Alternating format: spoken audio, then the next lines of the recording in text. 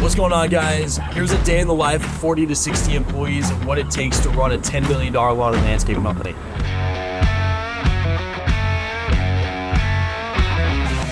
So people ask me a lot, what's it like to run a business with 75 employees? And so what I try to tell them is that there are 4 things that I look for in every employee, whether you're a manager or whether you're on a crew. And I call it the 4H Club: hunger, humility, humor, and honesty. At BCLS, we want you to be hungry.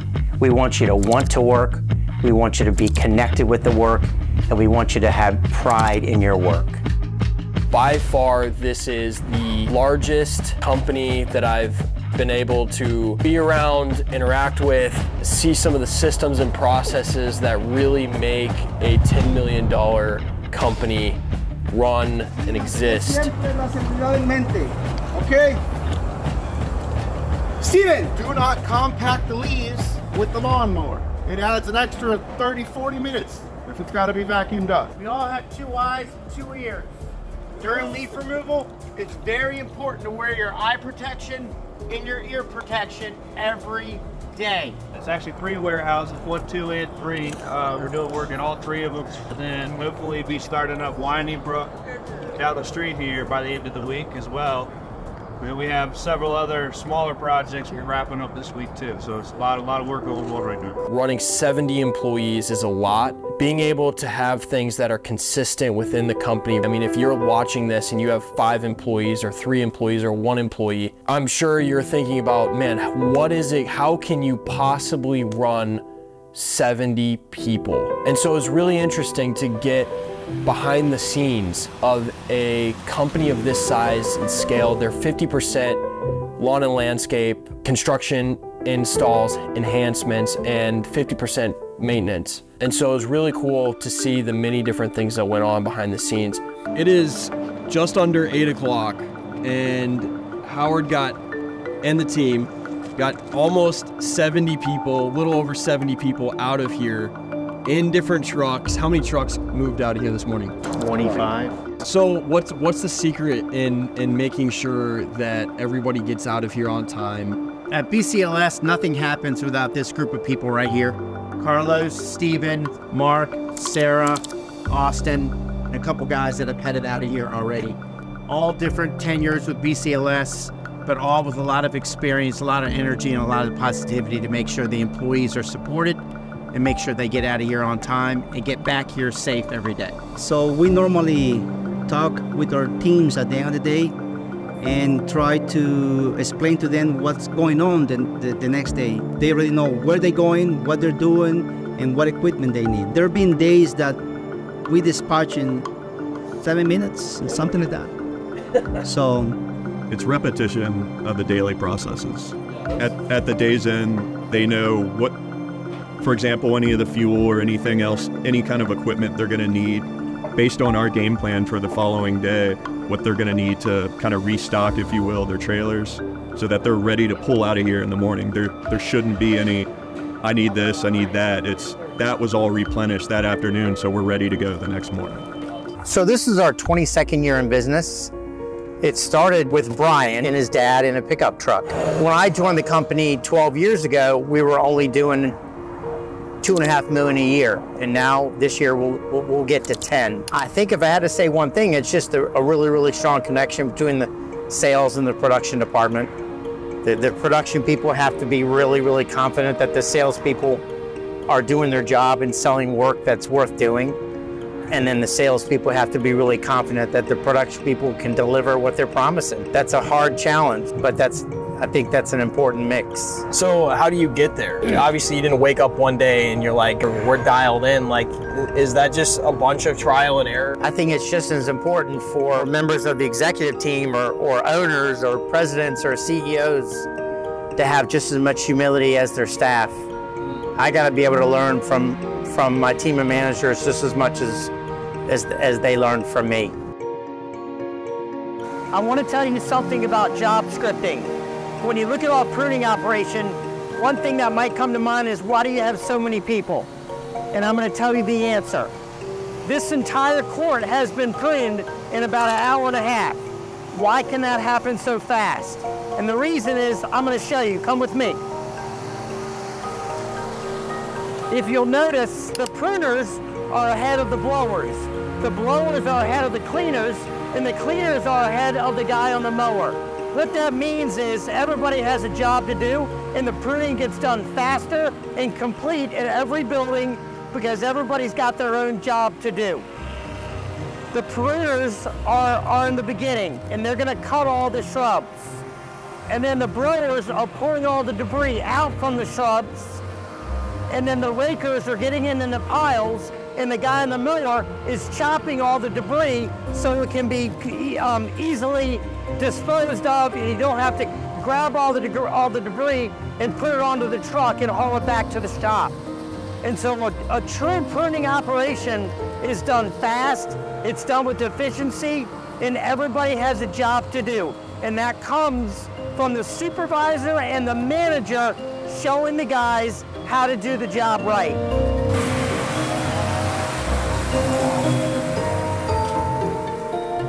So the concept of train the trainer is as old as time, but it's very important at BCLS that I'm giving my managers the tools they need to be successful, to get the work that they need from their crews.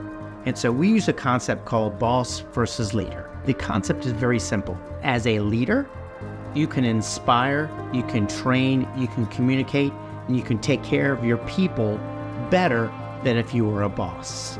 The boss versus leader concept is one of the many things that hang on my door downstairs.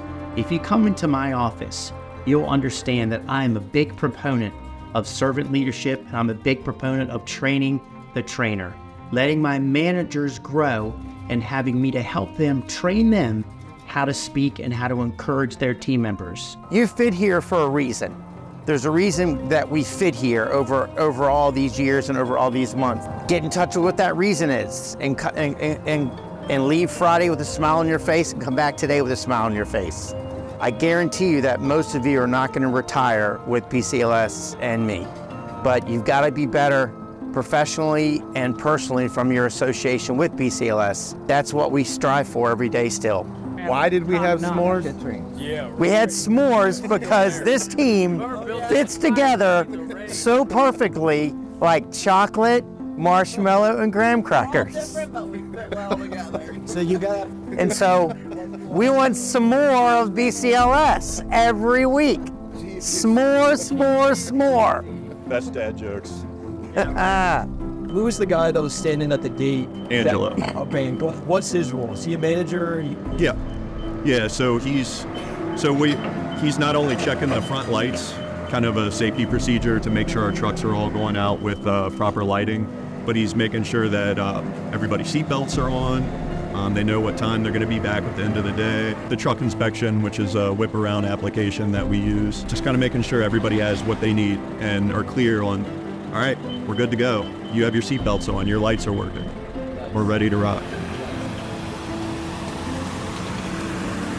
And Sarah is checking on her laptop, making sure everybody did their inspection on the truck. We have an application, and she's checking if somebody, for any reason, the inspection is not done, they gotta turn around, do the inspection, and then go out. So we are taking safety very seriously. And after a lot of time and after a lot of months of doing this, if, for example, there's a manager that's not stationed at the yellow line, when the crews pull out, they're gonna stop at the yellow line anyway. And they'll just stop and they'll wait for someone, and I've seen it happen. It's an habit. So it's a habit now. They stop at the yellow line if there's a manager there or not. We like to laugh, okay? We like to have fun. We like to crack jokes. And if you're not someone that likes to smile, this is not the right spot for you. So this is Ed. This is Ed and Marshall. This is our team mechanic. This is a combination of Papa Smurf and Grumpy Dwarf. And so tell us how we keep all the equipment running at BCLS in your own words. Very carefully. That's all I can tell you. They tear it up and then some. No, but we have a process. You know, when some equipment is damaged, we have a process, what we call the yellow, red, and green tags. So if it's something that needs, for example, the guys took a chainsaw to do something, and the chainsaw just need to be sharp and clean. They bring it back and they put a yellow tag on that one, and they know that that yellow tag means that it's only a kind of a clean up. You know, if it's something that is broken, it's at the red tag. One of the things that I think makes BCLS go and helps all these managers do their job is that it's not the end performance. I would never tell you that BCLS is perfect or 100% at any of these processes. And I won't tell you that we get out in 7 minutes every single morning and that every client's always happy and every employee is always happy. But it's all about the intent. When you have stated, organized, and strategic intent, we'll share examples with the team about how it only takes a minute to go from satisfaction to loyalty with a client. A satisfied client will leave you with a click of a mouse, but a loyal client will stay with you through the ups and downs.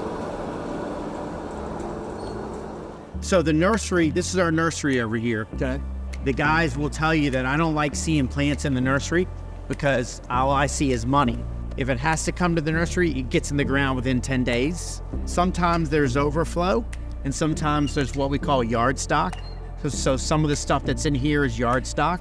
Anything that's about to get planted, that's not already on a job site, will be in the staging bin that's in here. We're just now finishing our flowers, and so that's why we have some extra flowers in here.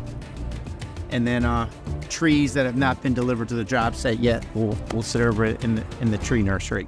This is a problem. I don't know what this means, but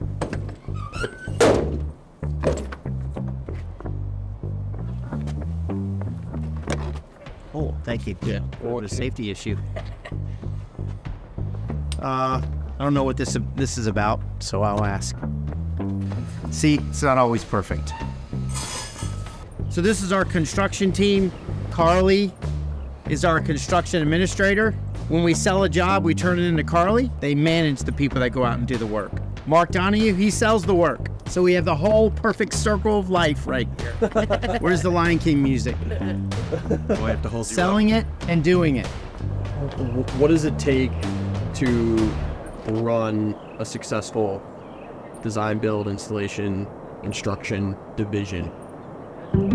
Preparation, attention to details big. There's a lot that goes on behind the scenes before a project goes in that a lot of people aren't aware of. A lot of logistical, Carly lining up the material, getting it delivered on a specific date. And that's not even mentioning all the client communications and the back and forth between, submittals and anything that needs to get approved. Carly will handle 99% of that. In the construction world versus in the maintenance world, a lot of things are driven even more to a higher degree from the sales.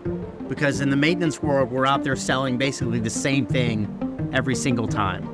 But in the construction world, it really depends on the salesperson and the project. You're selling something different every single time. And so selling it with the right hours, the right equipment, the right materials, the right time of the year is really, really, really important. So we're setting Justin and Carly up for success. If I sell a construction project wrong, and I sell something for 500 hours when it's truly going to take 700 hours, that's not production's fault. That's the salesperson's fault.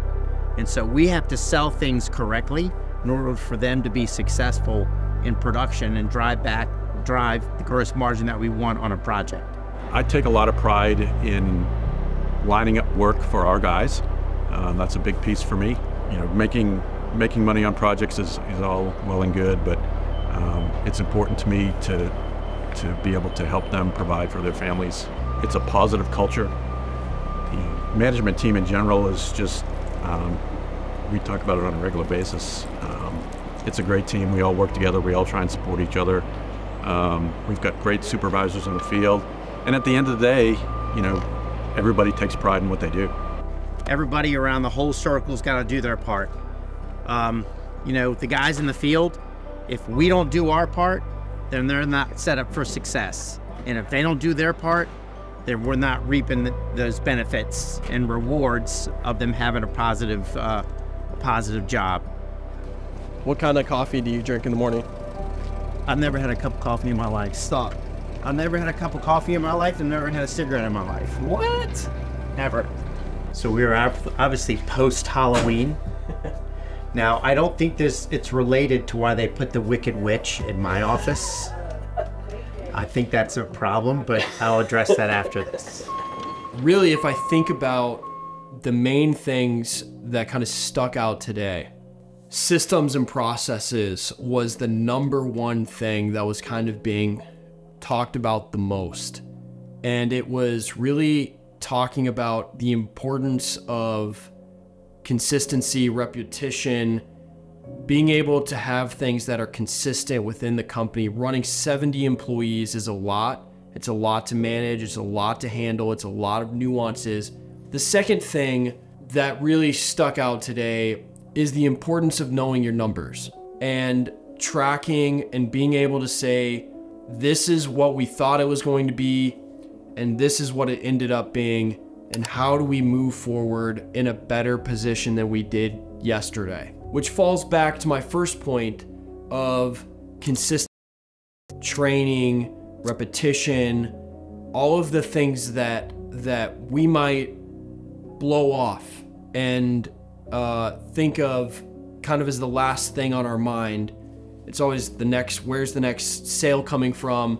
Where are we going tomorrow? All that kind of stuff. We don't think about the systems and processes to put in place to make our lives easier, our employees' lives easier. One of the things that Howard talked about a lot was that, he was humble enough to say, like, look, we don't have it all figured out.